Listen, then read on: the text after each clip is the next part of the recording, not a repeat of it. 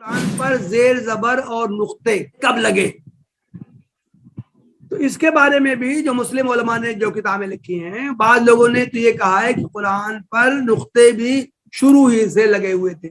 اللہ کے رسول صلی اللہ علیہ وسلم کے زمانے ہی سے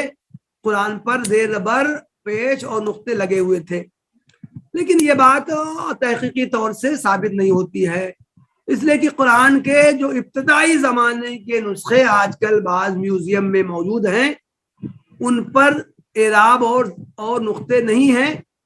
چنانچہ تاریخ سے معلوم ہوتا ہے کہ حضرت علی کے زمانے میں یا ان کے کچھ دنوں کے بعد ابو الاسود دؤلی کا نام آتا ہے، ایک ماہر نحو کا نام آتا ہے کہ اس نے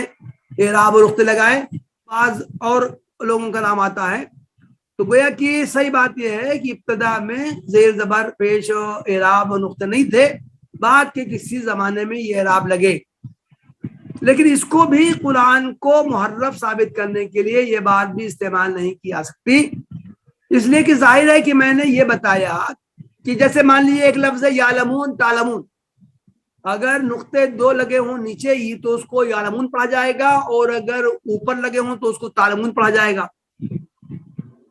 تو یہ کہا جائے کہ اگر نقطے نہیں لگے ہیں تو کیسے معلوم ہوگا کہ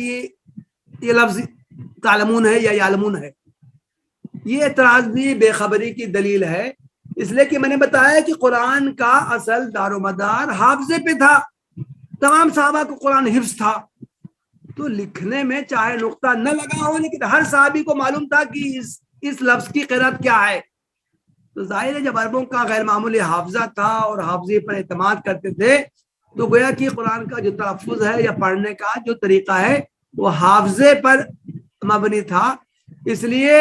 اگر اعراب اور نقطے نہ لگے ہوں تو بھی اس سے کوئی کنفیوژن نہیں ہوتا ہے۔